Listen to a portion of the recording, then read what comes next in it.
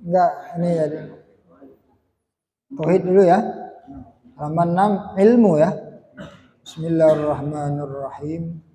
Qala musannifu rahimallahu wa nafa'ana bihi wa bi barakati ulumihi fid dharain amin ya rabbal alamin. Sekarang sifat yang ke-9 yaitu ilmun, artinya tahu, maka mustahil jahil, tidak tahu. Di sifat yang ke-9 yaitu sifat yang wajib pada Allah Ta'ala yaitu ilmu, artinya tahu segalanya. Jadi ilmu Allah itu kalau istilah dalam sebagian kitab takluknya dalam terkaitnya kepada hal yang wajib.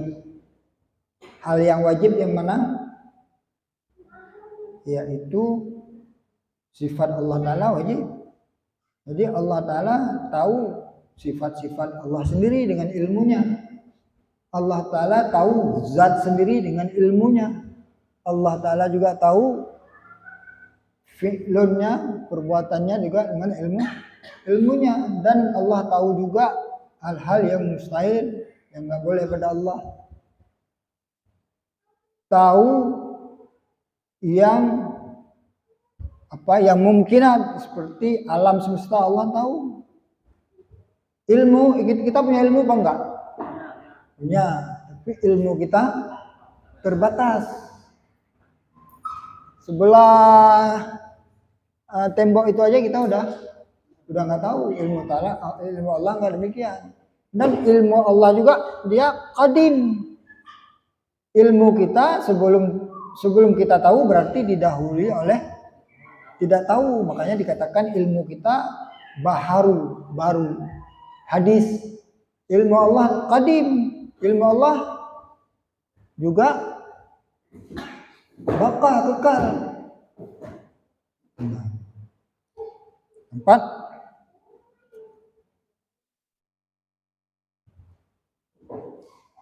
Jadi taunya Allah, anggap aja taunya Allah terhadap makhluk yang ada di dunia ini. Makhluknya Allah. Bukan hanya Allah tahu setelah makhluk sudah ada. Nanti ada pembahasannya. Ilmu Allah Ta'ala qadim. Apa makna qadim? Ilmu Allah tidak didahului oleh tidak ada ilmu. Makanya mustahil bodoh, jahil ini bodoh. Ilmu Allah qadim. Dalam artian tidak ada permulaan. Jadi tahunya Allah akan adanya alam qadim. Tidak ada permulaan. Bukan seperti kita setelah belajar baru punya ilmu. Kalau belum belajar nggak punya ilmu. Nggak demikian ilmu Allah Ta'ala. Misalnya Allah dalam perjalanan waktu baru tahu nanti akan adanya alam. Itu enggak demikian ilmu Allah. Qadim. Bagaimana ya wallahu alam juga. Yang jelas ilmu Allah mengetahui akan adanya alam juga qadim. Apa makna qadim? La awwalalah juga tidak didahului oleh tidak tahu. Nyo anak putat tapu panjang surahnya. Menal telapi. Jadi mustahil jahil mustahil bodoh. Allah tidak tahu.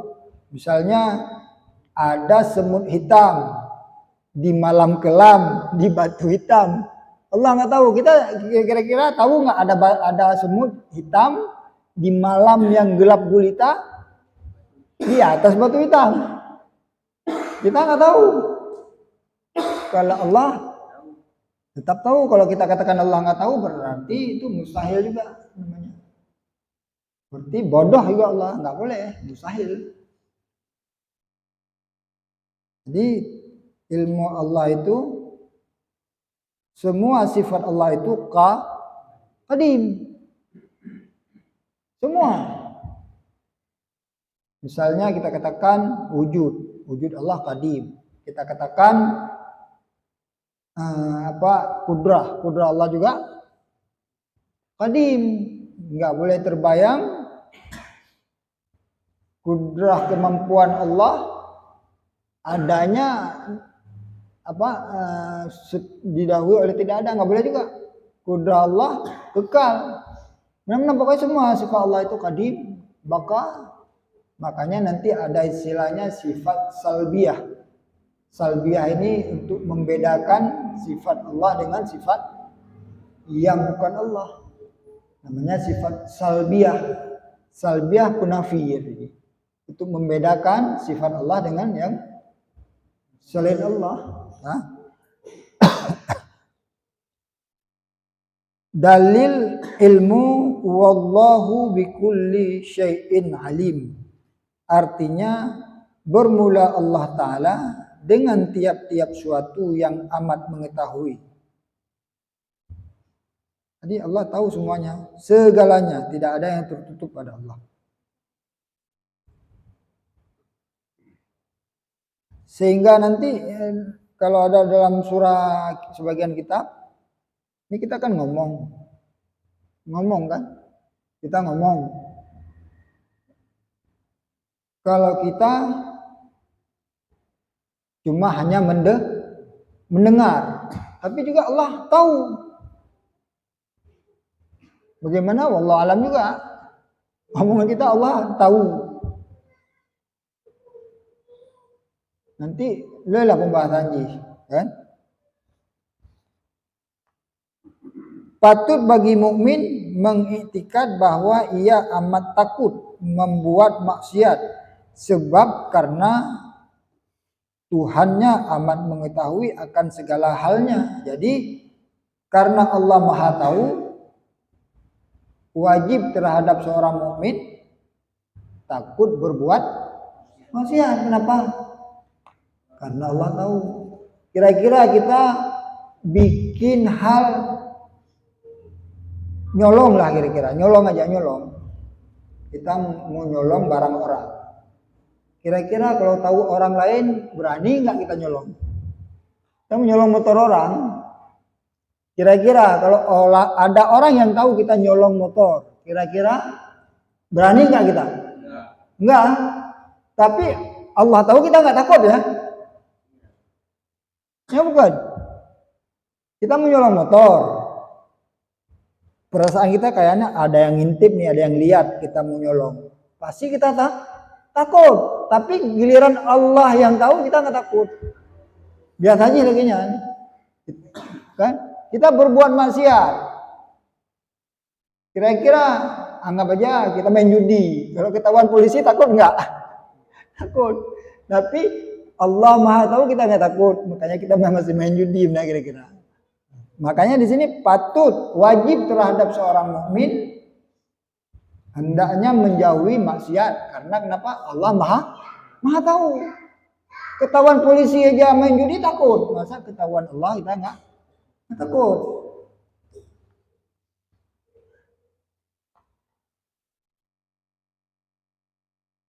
Jadi mengetahui akan segala halnya dan perbuatannya adanya. Yang ke-10 hayah. Artinya hidup, maka mustahil mati. Dalilnya firman Allah Ta'ala, wa tawakkal 'alal hayyil ladzi la yamut. Artinya serahkan olehmu dirimu kepada Tuhan yang hidup, yang tiada mati. Jadi antara sifat kudrah, iradah, ilmu dan hayah, kalau secara kita pikirkan, ini ada hubungan semuanya. Kudrah artinya kuasa dalam melakukan sesuatu. Contohnya kita mau buat satu meja, kita mau buat meja. Berarti kita harus punya kemampuan. Bisa nggak ada kemampuan kalau kita tidak hidup? Kita nggak hidup, ada nggak kudrah? Nggak mungkin ada. Jadi susunannya hidup dulu. Ketika hidup, ilmu mau bikin apa? Misalnya mau bikin meja, pasti kita mau bikin sesuatu pasti udah ada dalam otak kita apa yang akan mau kita bikin. Coba kira-kira mau bikin sesuatu nggak ada terbayang dalam pikiran. Mungkin nggak? Enggak, pasti mau melakukan sesuatu pasti itu namanya ilmu. Setelah ada apa yang mau kita buat, baru timbul iradah rencana. Rencana, ya udah bikin rencana. Tadi cuma hanya pengetahuan. Pengetahuan tadi meja, gini bentuknya, kaki 4. Baru masuk dalam planning, perencanaan. Berarti saya mau bikin meja. Cara pertama tadi harus hidup orangnya kan. Ya, ini bicara kepada orang dulu ya. Bicara kepada orang dulu, nggak bicara kepada Allah dulu ya. Bicara kepada orang berarti syaratnya orang harus hidup. Ketika hidup tahu dia apa yang akan dia bikin. Udah terbayang meja. Baru masuk dalam rencana saya mau bikin meja.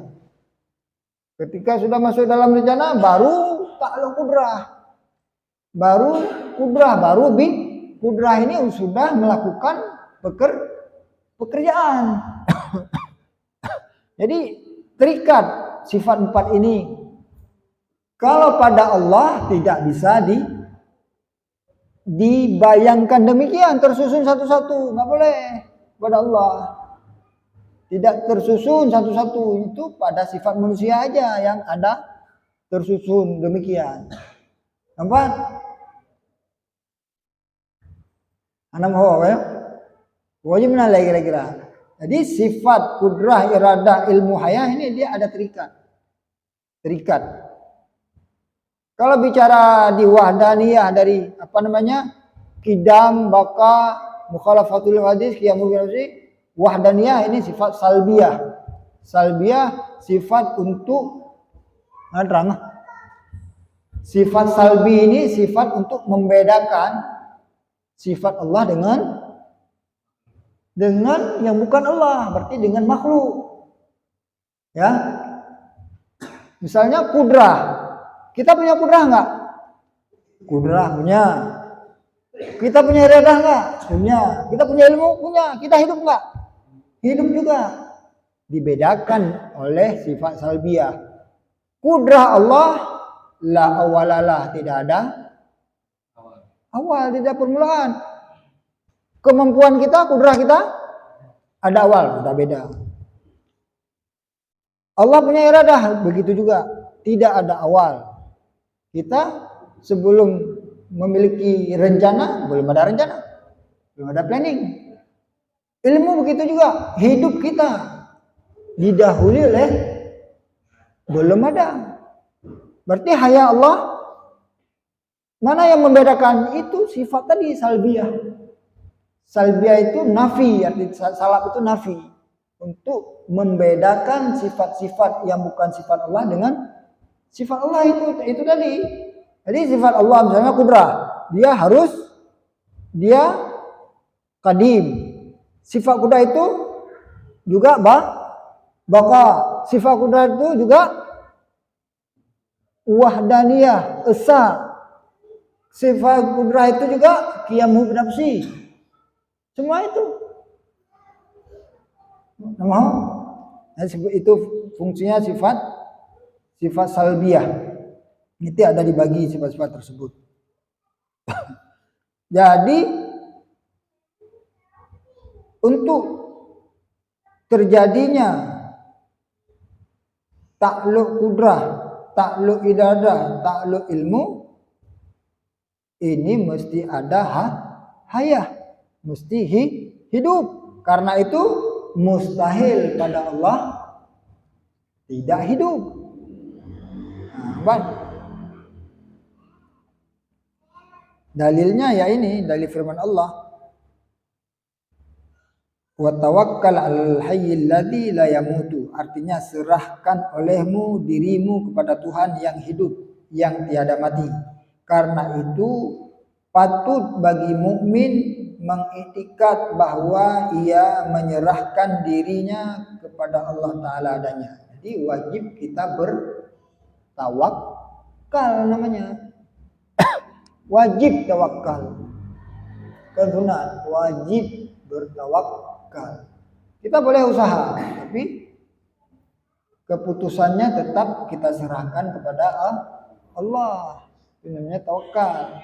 Apa saja wajib kita bertawakal kepada Allah.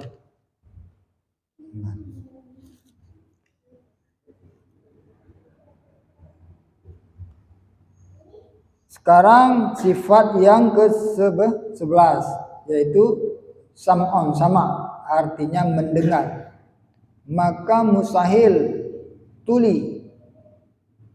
Dia Allah maha mendengar. Jadi mendengar Allah bukan hanya suara. Allah juga mendengar zat. Zat kita Allah bisa dengar ben Allah begiban. Ini tetap dengan ada Kalau kita cuma mendengar suara. Kalau zat kita nggak dengar, cuma kita lihat. Tapi ada dalam kitab Allah juga mendengar zat. Tetap bagaimana kita juga nggak tahu itu sifat Allah, pasti kita nggak tahu, cuma meyakini saja. Ya.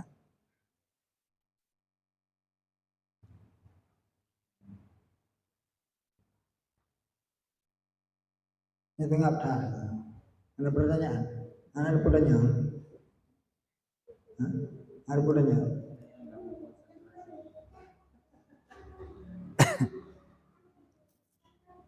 Kan? Yang baca kitabnya, mumang minta surah kitanya tuh mumang itu. Nah, kita baca yang kita baca yang apa namanya?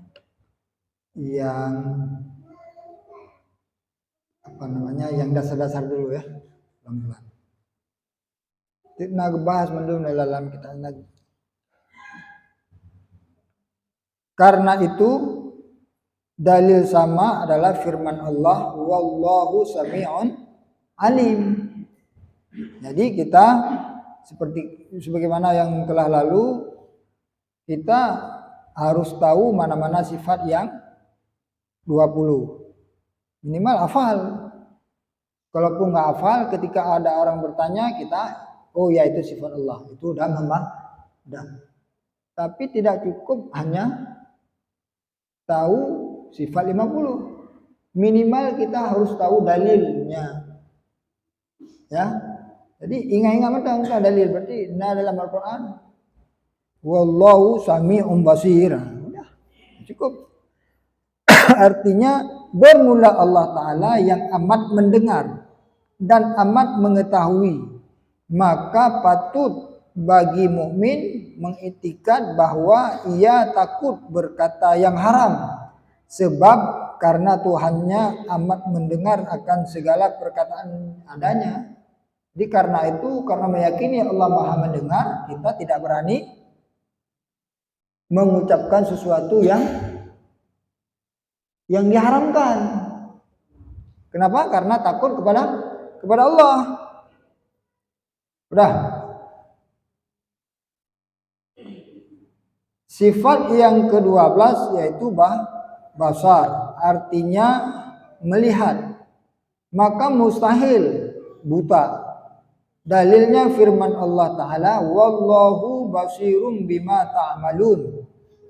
Artinya bermula Allah Ta'ala yang amat melihat dengan barang yang dibuat oleh kamu. Jadi Allah Maha melihat apa yang kita lakukan. maka patut bagi mukmin mengiktikad bahwa ia tiada membuat maksiat sebab Tuhannya amat melihat akan segala perbuatannya adanya. Karena Allah Maha melihat, kita pun tidak berani melakukan jangan sampai melakukan maksiat karena Allah Maha tahu. Seperti tadi. Ini Allah Maha melihat, maka Maha melihat. Kalau tadi Maha tahu. Ini Allah melihat. Dilihat polisi aja udah takut kita kan? Ya polisi aja udah takut mau melakukan mau nyolong punya orang. Tapi giliran Allah lihat kita nggak takut. Iya benar. Berarti memang tingkat keimanan kita ya. Itu menurut tingkat keimanan. Kalau keimanan seseorang lebih tinggi, dia pasti lebih takut kepada Allah sebenarnya. Lebih takut kepada polisi paling ditangkap. Takut kepada Allah, lebih bahaya lagi soal di akhirat kan. Ini tengah tham. Kita baca lagi kita memang dia.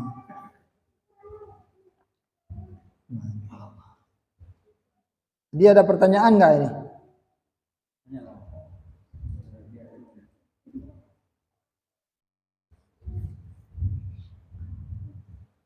Bang Jack, ada pertanyaan nggak? Tanya nggak?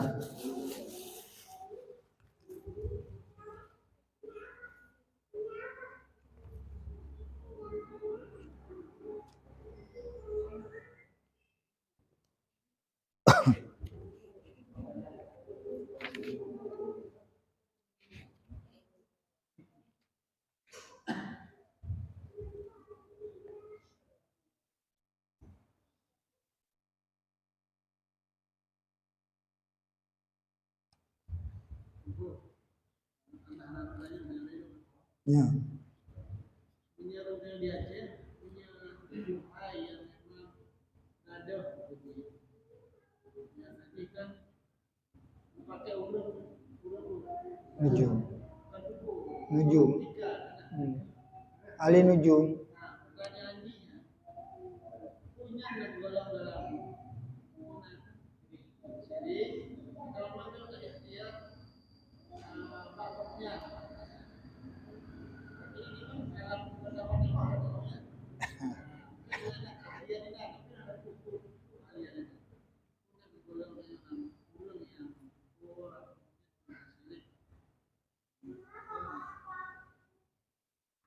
Yang leta urung pegah masalahnya.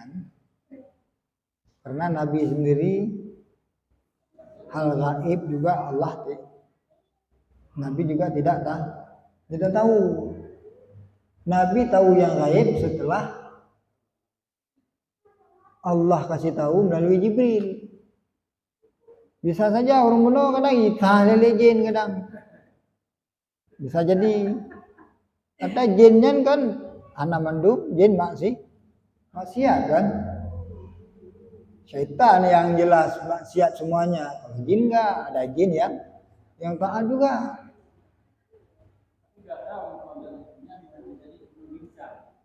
Ya, dan ada yang berpendapat ilmu perbintangan juga nggak boleh. Iya, makanya beda-beda pendapat. Menyebutnya sebagian pakai karena kebiasaan. Tapi sebagian nggak boleh. Meyakini itu menjadi syirik sebenarnya. Seakan-akan segala hal yang terjadi bukan dari Allah. Tapi karena misalnya seperti nama seseorang. Ketika orang mau keluarga. Puhun gepupuk nama. Pernah gepupuk apa? Ujung nama itu dicocokkan. Oh, ini nggak cocok. Kalau meyakini benar karena itu nggak cocok seseorang, itu jadi musyrik sebenarnya. Tak hanya cocoknya tetap Allah. Man, hai betul lagi pegang tujuh mulu.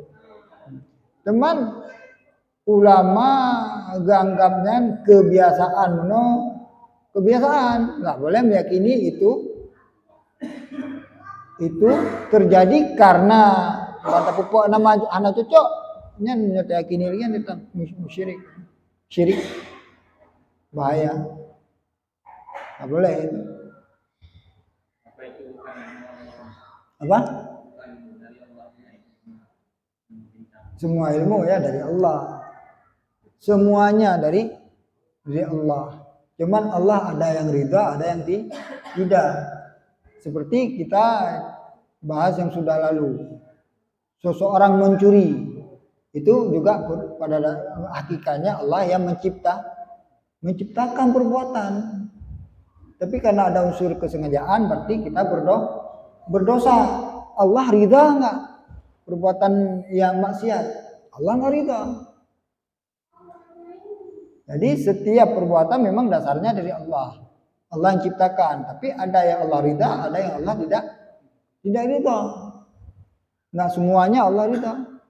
Yang maksiat Allah nggak ridha. Kita lakukan maksiat.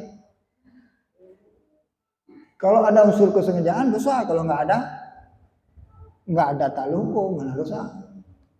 4.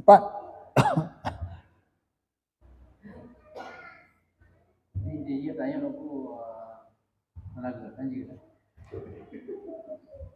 Tapi ya ulama-ulama aja anak meyakini seperti karena tidak kecocokan itu, meyakini sebagaimana karena tidak cocok akhirnya seseorang tidak berjodoh, tidak cocok, yang berbahaya, musyrik ya. Nanti hanya cocok apa enggak cocok itu semua dari Allah. Ini enggak karena nama enggak cocok berarti seseorang enggak cocok. Yakin karena itu, ini musyrik. Boleh kebiasaan tapi enggak boleh. Boleh. Jino, kenapa kita menghindari lubang ketika jalan? Kebiasaan kalau orang jalan ke lubang itu jatuh, makanya kita hindari. Pada hakikat tetap yang peruhnya Allah sih. Mana kira-kira? Menanti belum? Karena biasa aja orang ketika cok adanya diyakini. Ini yang jadi masalah. Ini yang jadi masalahnya karena meyakini. Kalian mursang Allah karena adanya.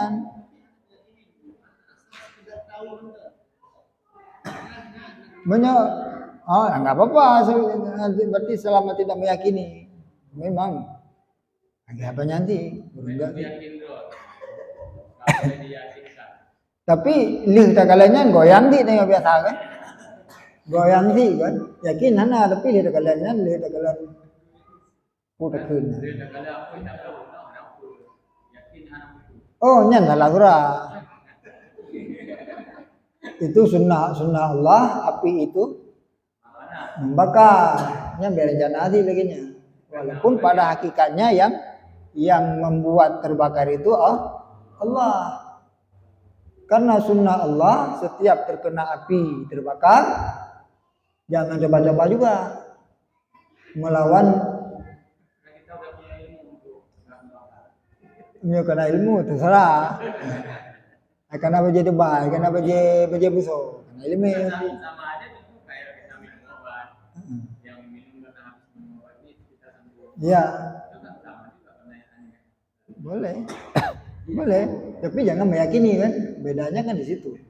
Nggak boleh meyakini obat yang menyembuhkan, tetap menyembuhkan obat walaupun habis minum obat langsung sembuh. Tapi ketika kita meyakini obat yang menyembuhkan itu syirik. Mandum lagi ya. Pun nggak kaya. Ini kebiasaan orang kita kan di kampung ya. Memang sih perbuatannya baik, makanya kenduri ya, kebun, sawah, kan sesuatu yang baik. Ya. Cuma jadi itu menjadi suatu kewajiban. Jadi soalnya kalau nggak diadain mendatangkan marah bahaya, itu gimana ini? Hilang. Be menan tam kari kaduri ju. Yang memang dasarnya dasarnya pilih-pilih alin waktu masa-masa kan sebelum datangnya Islam ke Indonesia kan kita masih ateisme ya, masih ateis.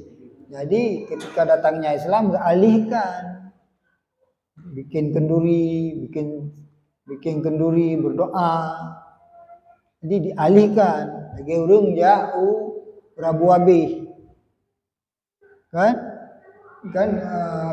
buang sial istilahnya. Ini sebenarnya pada dasarnya kan akidah danyo pada dasarnya akidah ateis, cuman dialihkan lagi lam di kanduri sedekah kan dibolehkan. Makanya sebagian yang kekeh nggak bolehkan sama sekali. Selagi Muhammadiyah ya kok habis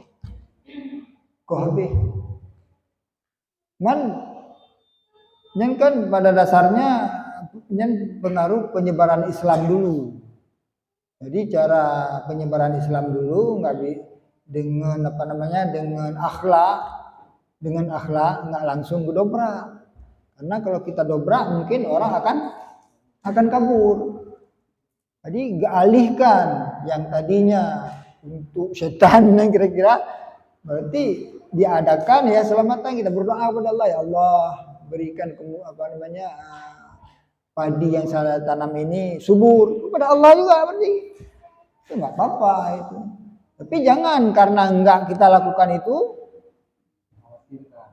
nggak boleh nyanyi. Berarti karena efek karena ada aja bukan karena Allah. Berarti ketika mau turun bala ataupun ketika emang nggak jadi itu karena Allah juga, semua karena Allah, semua karena Allah. Harus akidah kita demikian. Menyeman kamu masalahnya akidahnya. Walaupun nanti ya melalui setan di mana kira-kira. Tetap semuanya kali dasarnya semua perbuatan itu dari Allah yang ciptakan.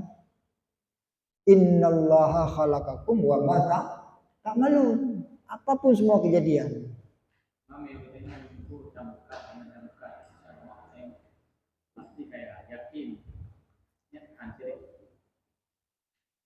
Tetap itu kebiasaan, hukum adat nggak apa-apa.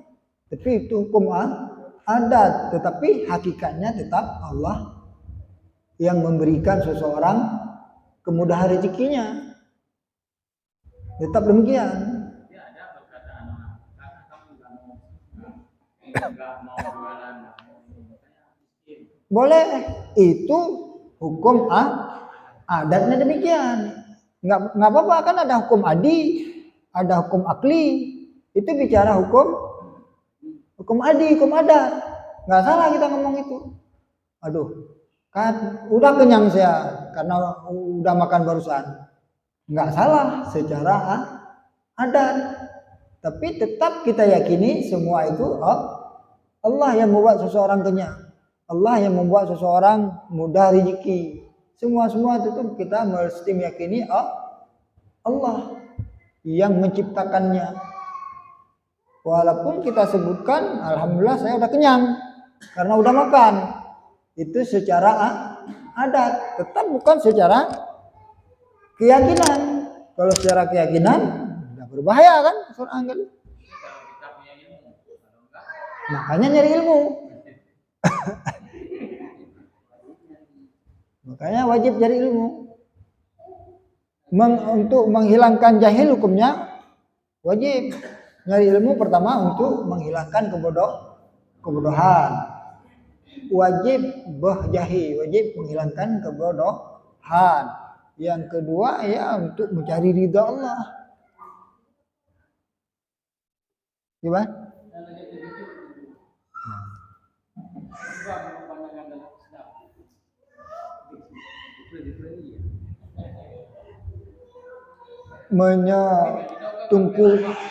Menyetungku tanya lagi ada kamu lagi alihkan tafakul niat semoga dengan air yang kita percikan ini, air kan menandakan apa? Dingin ya. Menandakan ya semoga anak ini dingin ataupun warung ini dingin, kira-kira ya, ada keberkahan di situ. Nah. Nggak apa-apa. Makanya kalau yang sebagian langsung mengatakan tidak boleh, syirik bahkan dikatakan. Kan kita nggak meyakini itu yang membuat kita mudah rezeki. Itu tafaul namanya. Apa namanya? Tafaul ini sempurna apa namanya? Mengibaratkan semoga dengan kita melakukan ini, ya semoga ya demikian ya, ketika kita percikan air ada hawa dingin, ya semoga kita adem, kira-kira. Orang kawin apa namanya dipercikan air kan, ya semoga adem rumah tangganya, nggak ribut-ribut. Ya kan jadi doa juga pada dasarnya. Kita nggak menafikan ada orang yang tidak membolehkan. Ada. Cuman sebagian ulama-ulama kita ya mentakwilkan itu. Ya. Yang Nabi Yahya kan pernah juga ya, Nabi Yahya melihat burung itu ingin punya anak, ambil tafaul itu sehingga. Ya bisa. Pokoknya ada tafaul itu namanya tafaul, mengambil keberkahan ataupun mengambil iktibar, semoga demikian. Boleh. Cuman sebagian tetap tidak membolehkan sama sekali. Ya. Tapi berarti ada pakai nya. Kalau yang nggak membolehkan, Ban? Ya jangan salah kita etikatkan saja. apa yang nggak boleh tadi yang nggak membolehkan, mungkin apa dia nggak punya ilmu tentang itu. Mungkin sebagian orang selama tidak ada dasarnya tidak boleh, itu aja dasar mereka. Selama tidak ada dasarnya nggak boleh. Padahal kehidupan ini ada yang namanya syariat, ada yang namanya adat ataupun kebiasaan. Kalau mesti ada sumber itu berarti ibadah. Ibadah itu ada sumber dari Nabi, harus ada dalilnya. Kalau adat tidak diperlukan. Cuman adat boleh dilakukan selama tidak menyalahi dengan syariat ataupun dengan agama. Dengan ketentuan agama. Kalau menyalahi dengan ketentuan agama nggak boleh juga. Kira-kira yang kita lakukan di sawah itu, kita berdoa, ada menyalahi dengan syariat apa enggak? Coba kaji, ada enggak? Kecuali kita di situ, kita meminta kepada jin yang ada di situ. Kita ngasih makanan untuk jin yang ada di situ, itu menyalahi syariat. Kita duduk di situ, gelar tikar, berdoa. Ada kita bersedekah makanan. Kenduri ke matanya anak salah. Karena ibadah itu bukan ibadah yang tertentu tempat, tidak tertentu waktu. Mau kita kerjakan di rumah boleh juga. Sekali-sekali mau kepingin lah di sawah. Mau yakin ini di sawah nggak boleh juga. Nggak boleh juga. Berarti itu berarti kamu kayat. Salah, yang tidak ke la ilaha illallah. La ilaha illallah ibadah ataupun ibadah yang tidak tertentu waktu. Kapan aja boleh dilakukan, sambil jalan boleh, sambil naik motor boleh. Kepingin nih mau di sawah, silakan. Tapi kalau di sawah nggak boleh di musola. Nggak boleh juga. Jadi kecuali misalnya sholat zuhur itu ibadah yang tertentu waktu. Mau kita kerjakan nanti asar ya dosa karena mengeluarkan waktu. 4. Ataupun kita itikaf, niat itikaf di sawah itu menyalahi agama juga karena ada ketentuannya, tempatnya di Masjid. Kita niat dulu bikin masjid itu buat masjid di sana. Boleh, silakan. Yang jelas itu masjid. Cuma kalau udah masjid nggak boleh dijual lagi ya. Udah jadi wakaf, nggak boleh dijual lagi. Misalnya kita punya tanah, kita niatkan ini saya jadikan buat masjid, ataupun dalam rumah kita satu kamar kita niatkan ini sebagai masjid. Itu ketika kita berhadas besar nggak boleh masuk. Ya, boleh.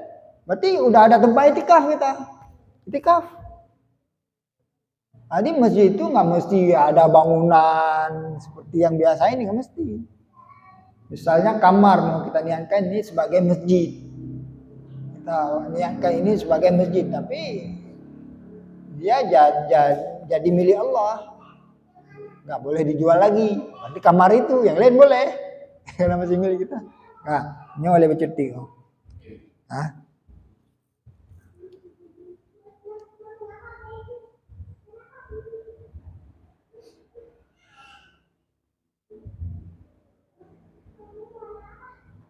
Jadi sifat ilmu adalah sifat yang ada, sifat yang kadim, lagi yang bersifat yang ada pada zat Allah Ta'ala.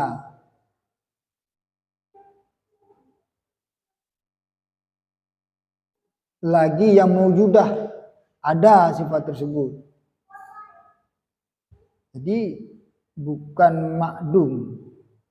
Seperti contoh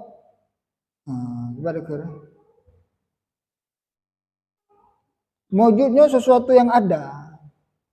Contoh misalnya jin, ada apa enggak? Ada. Itu mewujud dia. Arti mewujud artinya ada, cuman tidak kelihatan karena dia makhluk gaib.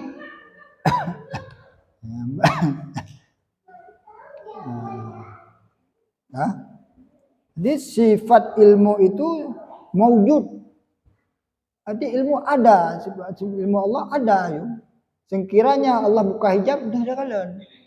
Ilmu Allah itu. Jadi namanya mewujudah. Nanti namanya sifat. Sebagai contoh sifat hal seperti qadiran. Kalau kudrah sifat mewujud, ada zatnya. Mana kira-kira deh? Sekira buka hijab tidak kalah kudrah Allah Taala. Tapi seperti qadiran. Dia sifat hal. Sifat ini tidak mewujud.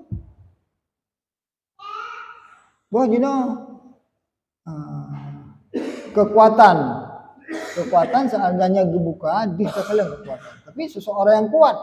Berarti seseorang yang kuat kelihatan kan zatnya dengan sifat yang ada padanya. Itu hal gitu. Dan bukan tidak ada sifat tersebut. Yang menan kira-kira. Ada yang liyo. Agak berat betul. Kayaknya ada memang nampu kan.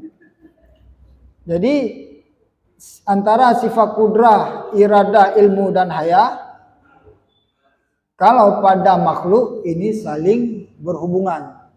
Dalam artian nggak mungkin orang mempunyai kudrah, mempunyai kekuatan bila dia tidak hidup. Harus hidup dulu. Udah itu memiliki ilmu. Apa yang mau dikerjakan. Baru timbul planning apa yang mau dikerjakan. Baru timbul eksekusi. Kudrah. Kudrah ini udah kemampuan melakukan sesuatu. Ya. Kalau enggak namanya kemasukan. Kan? Masih, Pak.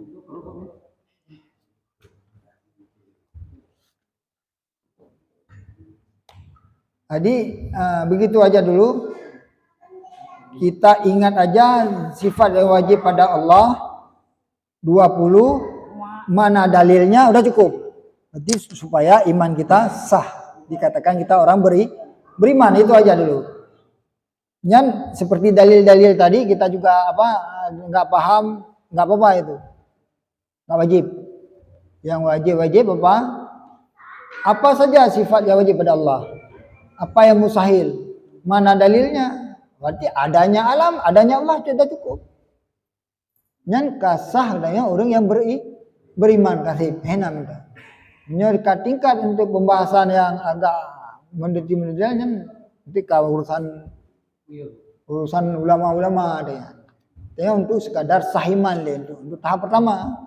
Mamnyo kabi nanti buka kitabnya mendung tapi kan anak dasar pi susah nih. Coba? Jadi ini ada tahapan kita pertama apa saja sifat wajib. Mana dalilnya? Adanya alam ini tanda adanya Allah. Wahdaniyah adanya alam ini juga tandanya ada wahdaniyah Allah. Sebab sekira bukan wahdaniyah, anggap aja Allah ada Tuhan dua Tuhan. Mungkin alam karena satu Tuhan mau cipta alam, satu lagi jangan. Dia kepegang oleh Tuhannya, gerlah oleh Tuhannya, pajanna alam. Kan? Jadi adanya alam menjadi dalil untuk semuanya dah cukup. Untuk tanya awam kaji le saat. Kaji le ya. Malam tengah ada bercanya belum. Kalam satu lagi tangguh. Dan kalam artinya berkata-kata, maka mustahil kelu itu bisu. Dalilnya firman Allah Ta'ala, wa kallamallahu Musa taklima. Artinya berkata-kata Allah Ta'ala akan Nabi Musa akan sempurna kata adanya. Jadi kalam Allah juga seperti tadi kadim juga. Mungkin cara kalam tidak diri dalam benel. Allah memang kita tidak pasti didapatkan oleh akal pikiran, pasti enggak dapat. Karena yang zat Allah, sifat Allah, af'al Allah pasti tidak akan ditemukan oleh akal. Kalau masih ditemukan tandanya masih bukan. Itu bicara kepada iman. Bicara iman dia nggak ada logikanya. Cuman bisa dilogiskan nanti, tapi tidak ketemu secara hakikat. Kalau kata-kata ini kan itu dengan alam. Alamnya. Jadi Allah bicara dengan Nabi Musa. Jadi Allah berbicara dengan bahasa manusia. Tidak juga. Maunya mentang terbayang kita berarti Allah. Berarti seperti kita ngomong ini, berarti ada suara. Bukan, sama masih sama kan? Yang jelas kalam Allah dengan kalam makhluk mukhalafatuhu berbeda. Mana berbeda apa? Ketika masih terbayang Allah bicara ada suaranya, berarti sama dengan makhluk? Bukan. Bahasa Arab sama dengan makhluk? Bukan. Jadi saat berbicara dengan Musa Ya wallahu alam juga. Beda yang kiban belum. Nanti kalau doh jawabannya. Ini ada yang kiban. Kamu sih berarti mantangkan. dia tahu dan Musa.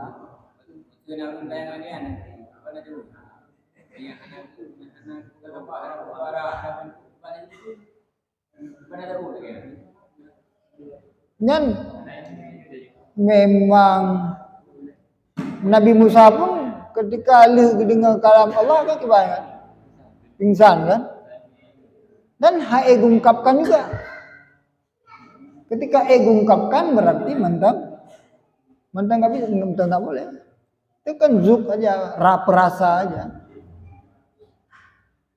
Bicara kayak kita ngobrol ini bukan juga. Makanya jawabannya tetap wallahu alam.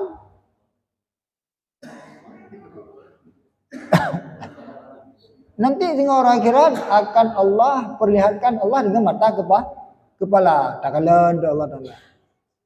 Penting kali dah kalan. Dia tak tengok pula hakiban Allah. Tetap hana. Itu lagi tengok baju Dah ada apa kah? Gimana? ini ada yang kita Iya, tetap ada. Tetap handar apa? Nah, seperti rasa manis saja coba ungkapkan rasa manis. Paling kita katakan tidak pahit. Kan manis juga, tidak pahit. Tidak tidak hambar. Tapi yang hambar lah bagaimana? Rasanya kita belum tahu secara hakikat. Nggak bisa diungkapkan secara hakikat. Apalagi Allah Maha Pencipta. Mana tidak benar? Oh, jawabannya bagaimana? Ya wallahu alam. Cuman apakah Quran yang ada di dunia ini kalamullah? Ini bukan kalamullah yang azali, tapi apakah kalam Allah yang azalinya ada bismillah? Ada, tapi bukan tertulis seperti bismillah itu. Misalnya seperti ada wala taqrabuz zina, jangan engkau dekati zina. Oh, mutulih la pun ini juga tidak. Kalau mentang terbayang mutulih la enggak demikian. Masih ada huruf. Kalam Allah tidak tidak bersuara. Bagaimana? Wallahu alam. Jawabannya tidak wallahu alam. Meyakini Allah ada kalam. Bagaimana kalam Allah? Ya lagi kalam roh. Kalau fartu lil hadis. Selama masih terbayang begini masih tanda belum dapat kita. Tapi kalau orang menyandung bisa merasakan hadirnya Allah dia. Itu benar andanya. Memang bisa. Nyen taruh Allah mengenati. Bisa dirasakan. Iya. Dibancara tapi wallahu alam sih. Nyen. Iya, rasanya zuk nyen makam wali. Ada omnya dat pegangnya kakek lagi nyanju gawa-gawa ini. Memang ilmu tauhid memang cikalan kitab tauhid kan enggak ada yang tebal. Nah, kita tuh yang tebal. Ada tebal ya nah syarah. Memang anggebi karena ujung-ujung ke falsafah kan ya. Falsafah ujung-ujung kenan. Bicara logika ujung-ujung kenan. Filsafat itu falsafah lah. Ada bicaranya untuk bicara adanya sih. Filsafat.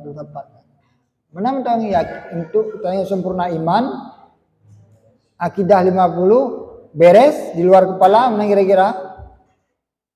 Kalaupun enggak di luar kepala karena kita udah keduham tuh banyak lupanya. Ketika ada orang ngomong qadirun, apakah dia sifat Allah? Ya, tapi kamu ada dalilnya ya adanya alam ini. Dalilnya ada Allah, udah cukup. Kasih, kagak iman tanya oleh. Nanda kajian deh yo. Jadi kalam Allah tidak terdiri daripada huruf, tidak terdiri daripada suara. Kalau masih terbayang demikian masih bukan kalam Allah hakikat. Cuman Quran ini apa kalam Allah? Kalamullah tapi bukan di azali. Kalam azali tidak demikian, tidak berhuruf, tidak bersuara, tapi yang terkandung di azali sama yang terkandung di dalam Al-Qur'an yang ada di sini. Misalnya di sana ada Allah melarang zina. Di sini kan ada wala taqrabu zina, jangan engkau dekati zina. Di sana ada. Cuman tidak tertulis. Bahasa Arab, bahasa Indonesia tidak. Bagaimana ya wallahu alam juga jawabannya. Tapi ada kandungan larangan zina di sana juga. Menang-menang. Baik dibayang pula telepon. Oh ke bahasa Arab, bukan juga.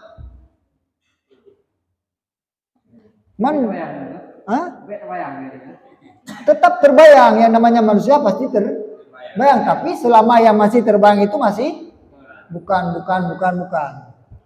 Ini tanda-tandanya apa? Kamarifah akhirnya. Arti marifah ketika kita oh bukan itu namanya marifah.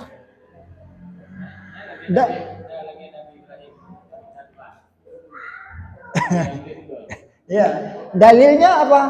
Dalilnya selama masih terbayang, oh berarti Allah masih sama dengan makhluk, bukan? Dalilnya. Itu kadar buatnya kamarifah.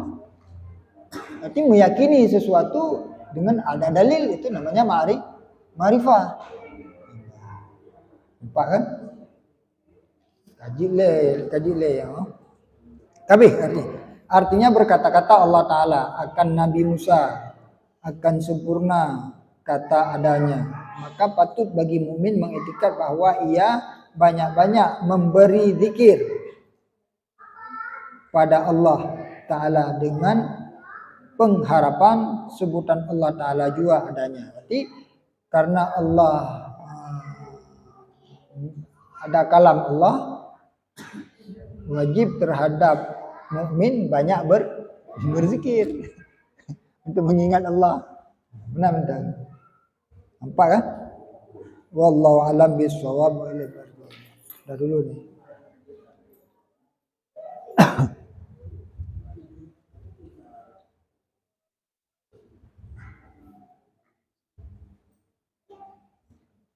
Punya pengajian anjir langsung tersebarkan di sebenarnya. Pengajian-pengajian yang disebarkan pada media sosialnya kali diedit-edit. Nah yang anjir kadang-kadang nyanyian hati-hati bahaya. Karena dipantau oleh urung luas. Itu udah pegang dia ke kelompok yang dia mai tuntut dia hek dia ni. Menyogot kali dia editing kan. Ini sebarkan ke media sosialnya, pengajian-pengajian kiai-kiai macam-macamnya jika nak editor ni edit keroi yang hibah-hibah yang je. Nah.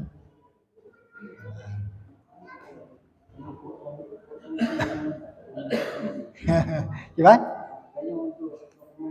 Oh je. Nah, kan? Jadi kitab tauhid udah dulu ya. Bang?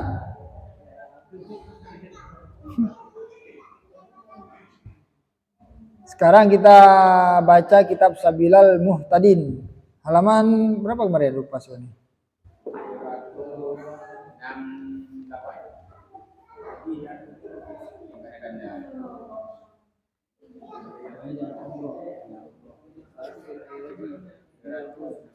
Ya. Oh ya ini ada nih. Kemarin nyampe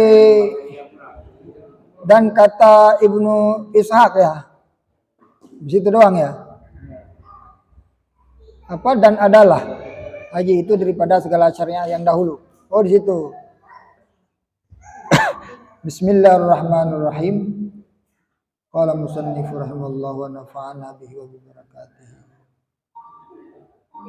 Barakati ulumi fi darain amin alamin. Dan adalah haji itu daripada segala syariat yang dahulu. Karena tersebut pada setengah riwayat bahwasanya Nabiullah Adam alaihissalam adalah ia naik haji 40 tahun dari negeri Hindi ke Baitullah dengan berjalan. Jadi haji juga merupakan syariat, bukan hanya syariat Nabi Muhammad.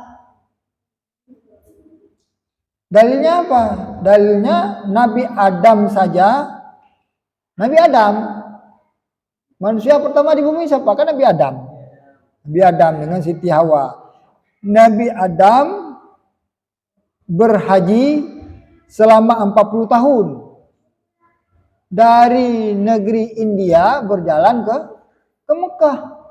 Jalan kaki dulu, belum ada pesawat.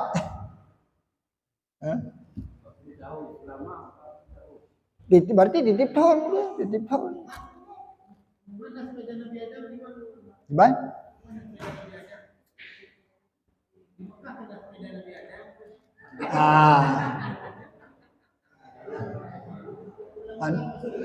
Anak dot itu. Anak dot. Jadi kan itu menandakan apa? Menandakan haji itu adalah bukan hanya untuk syariat Nabi Muhammad SAW. Nabi Adam saja sudah berhaji selama 40 tahun, berarti tiap-tiap tahun mungkin, ataupun tiap Nabi Adam umur kan hampir 1000 tahun ya, hampir 1000 tahun umur Nabi Adam. Berarti 40 tahun. Bayangin juga. Man Nabi Adam dari jauh ini wara pandai je utam. Nah kira-kira. Ya. Ube bau. Kah? Dan bahwasanya Jibril alaihissalam berkata, iya, bagi Nabiullah Adam. Apa kata Jibril? Ya Nabiullah Adam, bahwasanya segala malaikat adalah mereka itu tawaf dahulu daripada Tuhan hamba pada Baitullah ini 7.000 tahun. Jadi para malaikat berkata kepada Nabiullah Adam apa? Hai Nabiullah Adam, para malaikat sudah tawaf di Baitullah ini selama berapa? Selama 7.000 tahun. Kagan kebukaan Nabiullah Adam ikan drone pun ya. Ikan mau kan 70 tahun kan. Ya 7.000 tahun sudah kami tawaf di Baitullah. Mana yang lampu Baitullah dulu, masa Adam Baitullah itu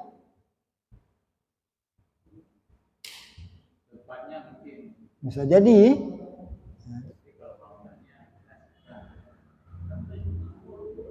What?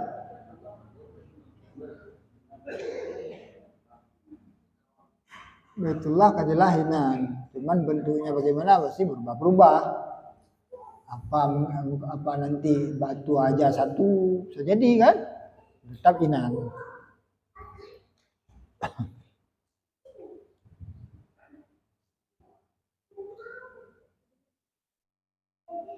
Dan kata Ibnu Ishaq, tiada disuruhkan Allah akan seorang nabi kemudian daripada Nabiullah Ibrahim, melainkan adalah ia naik haji.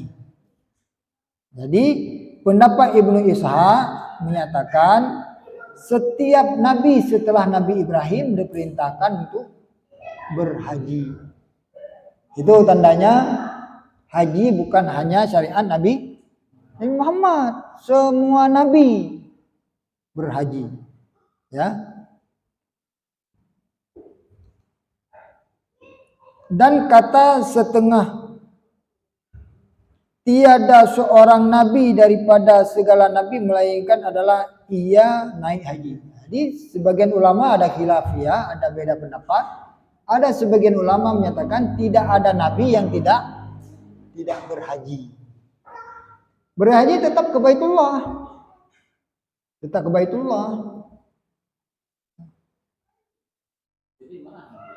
Kan nabi-nabi secara umum yang diturunkan semua ke daerah itu. Ya. Hampir semua di situ. Hampir semua. Iya. Makanya mungkin untuk berhaji ya. Dekat-dekat aja. Ya. Dan katanya juga dunia pertama yang ada timbul ya di situ. Yang lain-lain. Ya, ya Nabi Adam di India ya. Siti Hawa yang di Mekah situlah, nah kira-kira. Nanti kan bertemu di Arafah. Kan bertemu di padang Arafah. Jabal Rahmah. Jabal Rahmah pokoknya di sana lah merupakan orangnya kan. Tapi secara sekilas Nabi diturunkan ke bumi langsung itu tawaf itu sampai ketemu di awal. Ya, nampun di. 40 tahun itu Nabi. Bolak-balik, enggak, bolak-balik berarti. Mencari di awal selama 40 tahun. Bisa jadinya nanti anak pun ya. Payah baca alam pun kisah sulam dia. Nyampe ada bacanya aja lihat.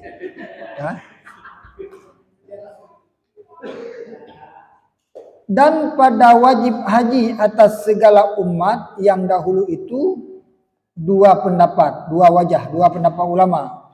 Maka yang dirajihkan oleh Syekh Ibnu Hajar dan Syekh Ramli di dalam Tuhfah dan Nihayah bahwasanya fardu haji itu tiada tertentu dengan umat Nabi kita Muhammad sallallahu alaihi wasallam, tetapi adalah ia difardukan pula atas segala umat yang dahulu. Dan bersalah-salahan ulama pada masa yang difardukan Allah Ta'ala di dalamnya haji. Jadi syariat, jadi khilafiyah ulama yang menyatakan umat Nabi awal juga difardukan haji. Tapi kalau menurut pendapat Ibnu Hajar dan Syekh Ramli menyatakan semua umat yang terdahulu difardukan juga haji.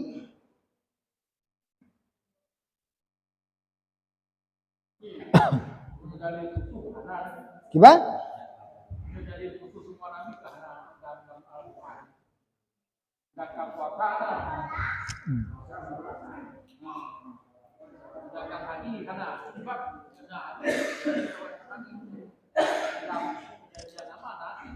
Bisa, makanya ini khilafiyah.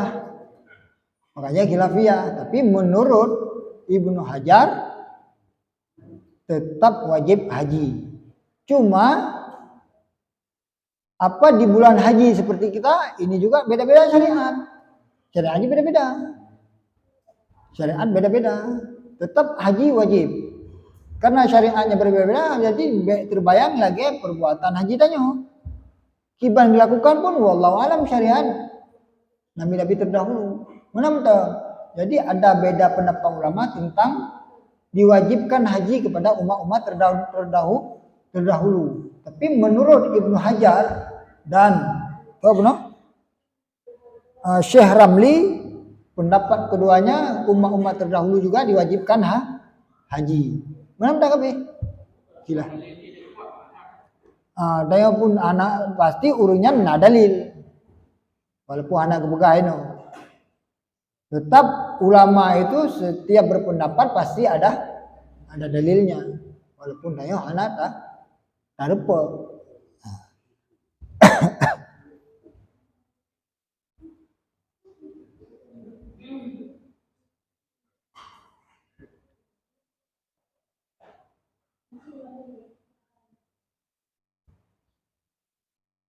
Kata setengah ulama pula adalah haji itu difardukan dahulu daripada hijrah. Dan kata setengah ulama difardukan haji itu di dalam tahun yang pertama daripada segala tahun hijrah. Jadi khilafiyah juga ulama tentang wajib haji. Tentang difardukannya haji kapan. Jadi kapan pertama syariat Nabi Muhammad difardukan haji? Ini pun beda pendapat ulama.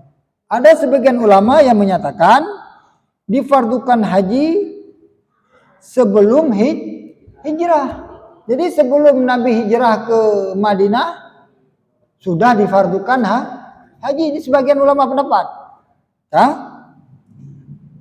Sebagian ulama berpendapat juga tahun pertama hijrah. Jadi tahun pertama hijrah di situ difardukan haji. Ini khilafiyah ulama. Berarti ada anak tak pahami anak masalah. Ini cuman menurut itu menteng. Dan kata setengah ulama juga difardukan ia di dalam tahun yang kedua. Jadi tahun pertama belum difardukan, tahun kedua hijrah, beda khilafiyah. Kapan pertama difardukan haji? Ini khilafiyah ulama. Ada ulama yang berpendapat sebelum Nabi hijrah. Berarti ketika Nabi masih di Mekah. Ada sebagian berpendapat menyatakan setelah Nabi hijrah, tahun pertama hijrah. Ada sebagian ulama berpendapat di tahun kedua hijriah. Khilafiyah ulama. Yang jelas tentang wajib haji hana khilafiyah ulama. Baik dari jana minta khilafiyah ulama beunah hana wajib hajinya. Hah?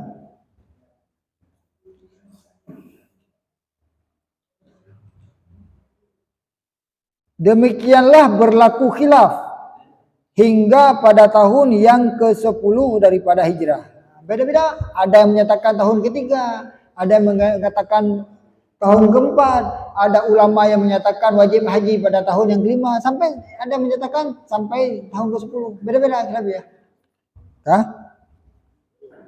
Tetapi yang sahih, yang paling tepat bahwasanya haji itu difardukan Allah Ta'ala pada tahun yang ke-6 daripada hijrah. Itu pendapat yang sahih. Jadi kan khilafiyah ulama, khilafiyah. Di pendapat yang paling benar yang mana? Yaitu difardukan haji pada tahun yang ke-6 hijrah. Ini pendapat yang paling kuat, pendapat yang paling benar. Tetapi tiada nabi pergi haji kemudian daripada hijrah melainkan pada tahun yang ke-10. Allah fardukan haji di tahun yang ke-6. Tapi tahun ke-6 Nabi belum melakukan haji. Tahun ke-7 Nabi juga belum. Tahun ke-8 juga belum. 9 juga belum. Tapi tahun yang ke-10 bahkan haji itu haji haji itu pertama, itu terakhir Nabi. Karena tahun selanjutnya Nabi sudah mau wafat. Bahkan Nabi wafat Rabiul Awal, 12 Rabiul Awal ya. Berarti setelah Nabi haji, setelah itu Muharram, Safar, 12 Rabiul Awal, Nabi meninggal. Berarti kan nggak sampai tahun depan. Padahal itu fardu ya sama hari lahir, hari meninggal. Jadi Allah fardukan haji di tahun ke-6 Hijriah. Tapi Nabi belum melaksanakan. Kapan Nabi melaksanakan? Di tahun ke-10 Hijriah.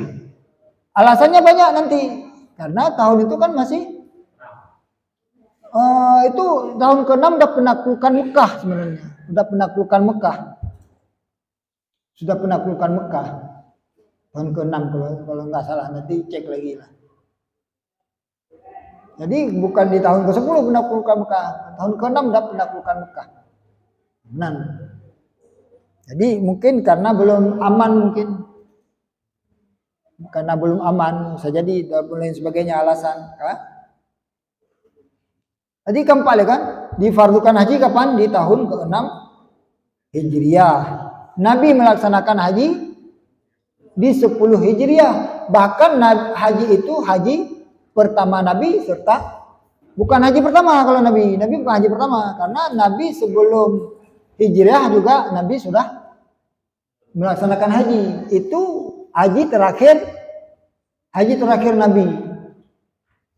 Haji terakhir Nabi. Mungkin kalau sebelum, karena disyariatkan haji pada tahun ke-6, bisa aja Nabi bukan dengan syariat sendiri katanya. Kan ada syariat karena belum ada syariat tentang haji. Bagaimana kubur haji kan ada nanti tata caranya, syarat dan sebagainya. Jadi di tahun ke-6. Tapi sebelumnya Nabi juga ada berhaji. Mungkin kan syariat berlawan pakai. Karena belum berlakukan untuk syariat Nabi haji. Keempat, di tahun ke-6 baru berlaku. Iban. Nabi hijrah, umur kenabian pagi. Kalau nggak salah 50 berapa? Yang daerah 52 lah.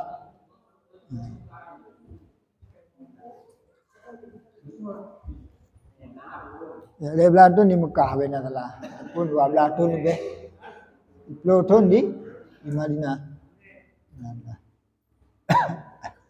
Nah. Benar kan hitungan tadi pertama hijrah ke 10 hijrah terakhir. Berarti kan 10 tahun.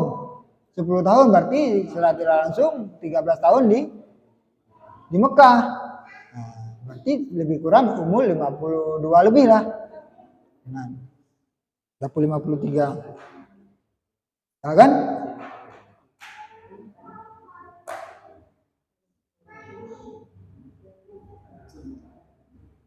Dan pada tahun yang ke-8 disuruhkan oleh Nabi akan Inab anaknya Usaid pergi haji dengan segala manusia, padahal dijadikannya akan Inab itu Amir Mekah, gubernur Mekah. Jadi tahun ke-8 Nabi hana belum juga haji, tapi geyu oleh Nabi sahabat yang dari Mekah juga. Sahabat Mekah itu muhajirin. Yaitu Inab bin Usaid diperintahkan haji. Nah, berserta rombongan juga, bukan sendirian. Dan Inab ini Nabi lantik sebagai gubernur Mekah. Ini muda, lebih kurang 20 tahun. Dalam sebuah sejarah, Inab ini masih pemuda. Masih umur beliau 20 tahun. Karena Nabi angkat ke gubernur. Makanya lama juga yang protes. Kalau anak kecil udah angkat jadi gubernur.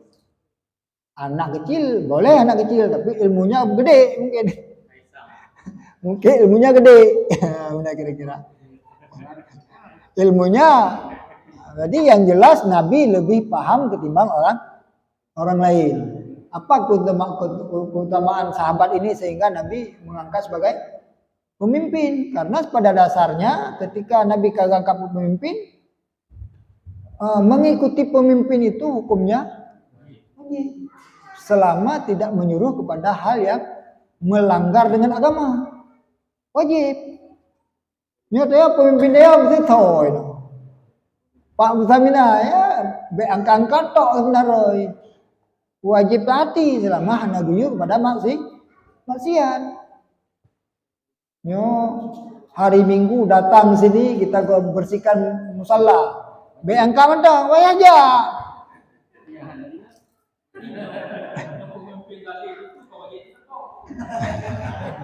Ada wajib pemimpin zalim, dirinya zalim, terserah. Selama dia tidak menyuruh kita kepada yang melanggar dengan agama, tetap wajib taat. Misalnya pemimpin mabuk-mabukan. Karena dia sudah jadi pemimpin kita, wajib taat. Tapi ketika dia nyuruh kita, hari ini kita libur sholat, nyanyi peti, itu nggak boleh ikut.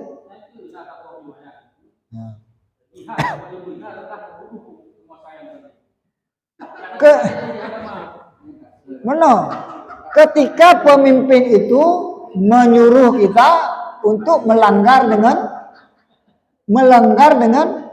agama, selama tidak menyuruh kepada melanggar kepada agama, wajib ikut, walaupun dia maksiat. Beda-beda surah. Tapi ketika dia menyuruh kita hanya hari ini tidak boleh sholat, nyan kaji perang, kaji mak senjata. Tekedi pun tanya meninggal, cahit. Tapi selama tidak melanggar dengan ketentuan agama, manteng surah tanya angkat senjata gak buah. Pemberontak masih sah benar dia. Nyan hukum bikin dek na surah dia.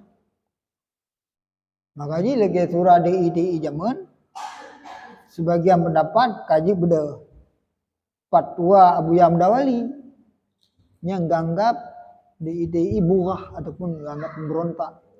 Kenapa?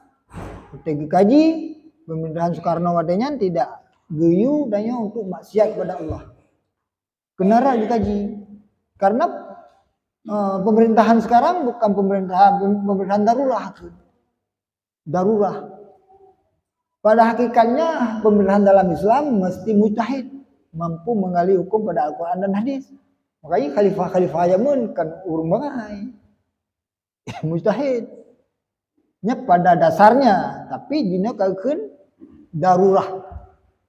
Karena hanale yang sebenarnya kaki pakai, kan wajib ikut. Sebenarnya wajib ikut selama dia tidak menyuruh kita melanggar dengan ketentuan agama. Ya, walaupun pemerintah ini mesti tangkap zalim, tinggal orang Allah Ta'ala usah. Nanti dengan Allah Ta'ala.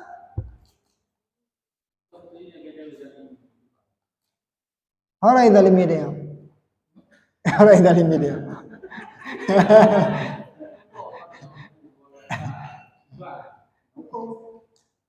Baiklah, itu apa secara negara, apa oknum? Apa secara negara menggerakkan balan ataupun tentaranya untuk membunuh rakyat? Berasa Hanafi. Nya oknum yang melakukan. Tapi mana yang betul-betul ya hana betul. Baik, karena kita nggak senang pada itu, kita anggap semua anggap benar, kayaknya kurang benar, kayak kita juga jadi nggak benar.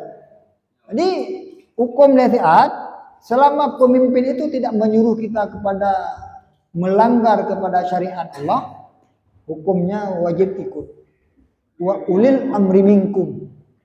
Tapi ketika menyuruh kepada hal yang melanggar dengan agama, nya kaji mak budi dia. Nya golong je.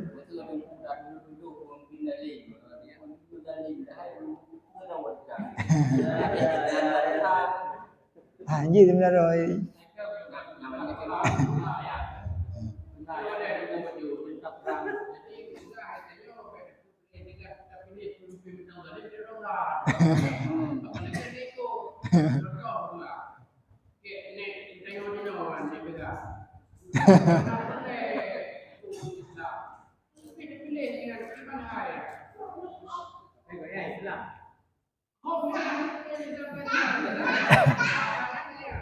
Amir tanya aja kongkoknya Pak Jokowi. Ayo. Kayaknya ke politik baju yo. Yang jelas kongkoknya. Jokowi ya.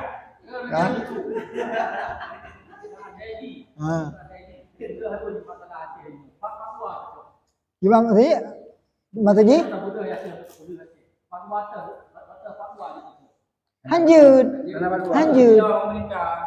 Lanjut. Karena pemerintahannya pemerintahan sah. Menyokabi hawadan kita fatwa, hai nazi yang modelnya kita mau nyoba NII. Hai tapi secara hukum fikih, Abu Bakar Bashir nggak nagakui pemerintahan Indonesia. Pujuk hai pilih-pilih. Di tangan mentang ya akui pemerintahan Indonesia berlandaskan Pancasila. Tanda tangan doang biar dilepas. Karena nyah ngetem, anak pilih. Benar? Karena dalam keyakinan Abu Bakar Buno mesti negara Islam wajib diikuti, harus berpedoman kepada hukum Islam. Tapi fatwa ulama-ulama tanya, anak-anak selama pemerintahan sekarang tidak menyuruh kita untuk maksiat pada Allah, wajib ikut. Kenapa? Salah satu syarat jadi pemerintah itu ada kekuatan syaukah. Punya enggak mereka syaukah? Punya tentara, punya polisi. Punya kekuatan. Seandainya kita mampu menggulingkan, berarti dia jud. Ini namanya kudeta. Ayah konyol. Bunga enggak.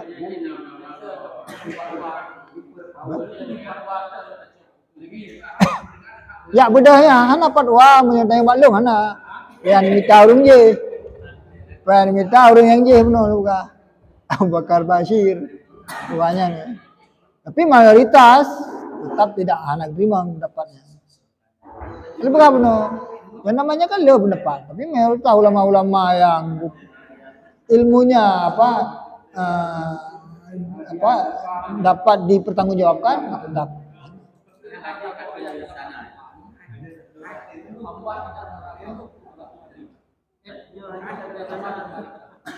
Gimana?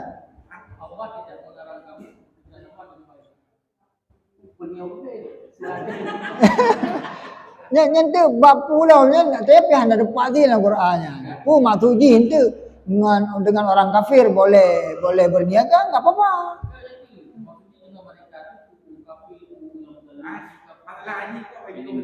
Yang kena. Buka. Beli depannya. Jadi tadi masalahnya pemimpin Mekah masih anak muda. Ketika kita ngangkat pemimpin wajib diikutin. Ini siapa pemimpin kita? Yang buahnya tak ikut. Betul juga dia dong. Dan selama maksiat kepada Allah enggak boleh ikut. Selama untuk tidak maksiat kepada Allah ikut, kenapa diangkat kemarin? Kalau enggak bina pemimpin juga enggak boleh juga. Kah?